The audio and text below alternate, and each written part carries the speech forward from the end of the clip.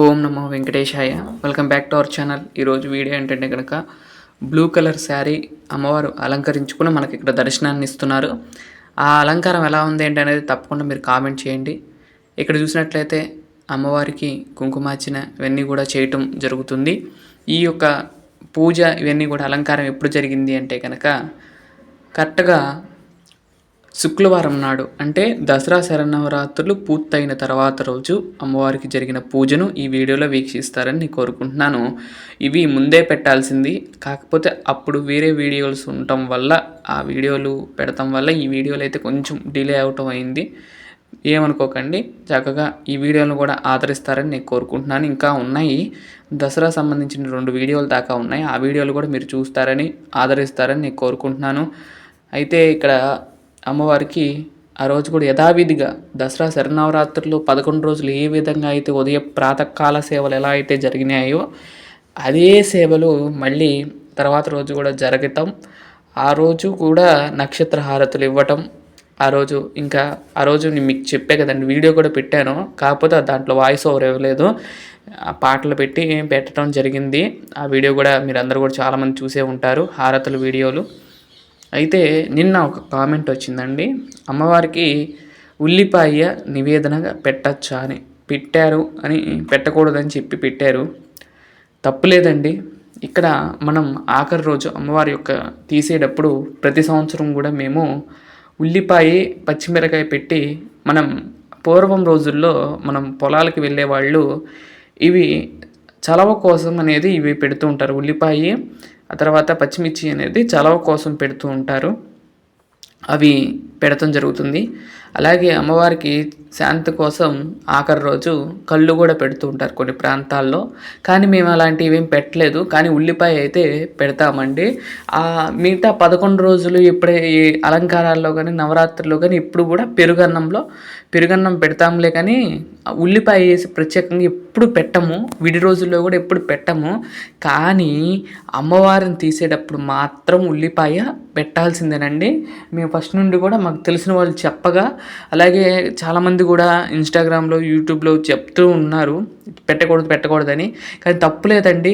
మనం ఆరాధించేటప్పుడు ఆఖరి రోజు శక్తి రూపాన్ని ఆరాధిస్తాం. ఇంతవరకు కూడా అన్నపూర్ణాదేవి ఆ రూపాలు ఈ రూపాలు అంటాం, కానీ ఆఖరిలో సరికి మన యొక్క గ్రామ దేవతగా భావిస్తాం అమ్మవారిని.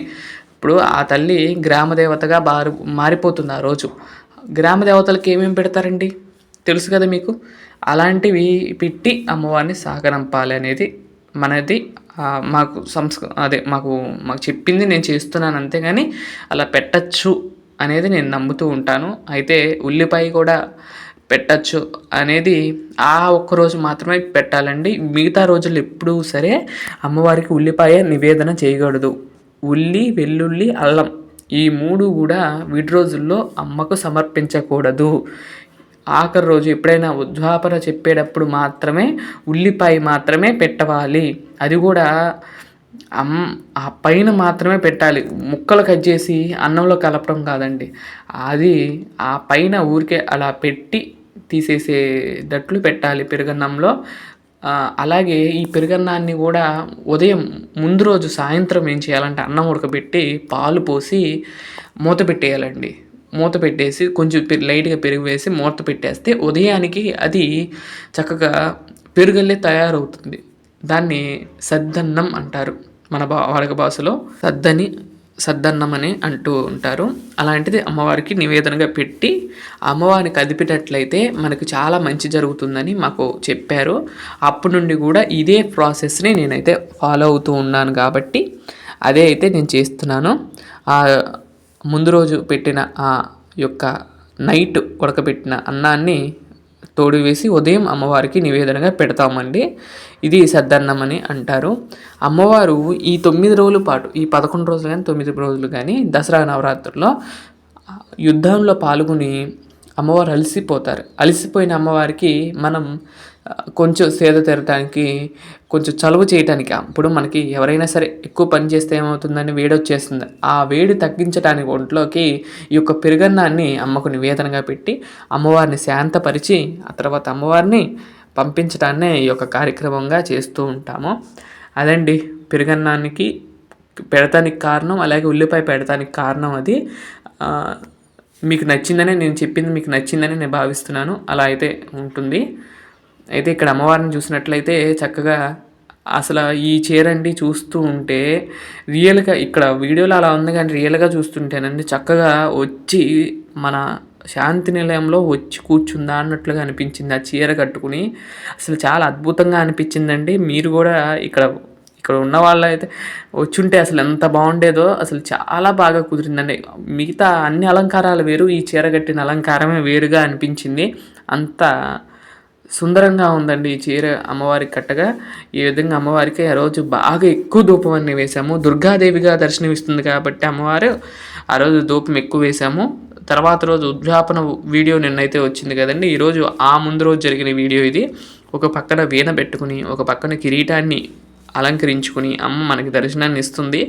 చూడటానికి 2 కళ్ళు సరిపోవట్లేదు అంటారు చూడండి, అలా ఉంది. ఈ విధంగా అమ్మవారికి పూజా కార్యక్రమాలన్నీ కూడా నిర్వర్తించుకున్నాము. ఆ రోజు కూడా అమ్మవారికి పసుపు కుంకుమ సమర్పించి పూజ అంతా కూడా చాలా చక్కగా జరుపుకున్నాం. ఆ రోజు కూడా కుంకుమార్చన కూడా చేసుకున్నాం. అవన్నీ కూడా చేసుకుని అమ్మవారికి సమర్పించడం జరిగింది. ఈ విధంగా అమ్మవారికి మంగళహారతి ఇస్తున్నాను, దర్శనం చేసుకోండి. అమ్మవారి యొక్క ఆశీస్సులు మీరందరూ కూడా పొందాలని నేను కోరుకుంటున్నాను. శరన్నవరాత్రులు అయితే ఎలా జరిగినాయి ఏంటనేది కామెంట్ చేయండి. మీరు ఎన్ని వీడియోలు చూశారు, ఏ వీడియో మీకు బాగా నచ్చిందో తప్పకుండా కామెంట్ చేయండి. ఇదండి ఈరోజు వీడియో.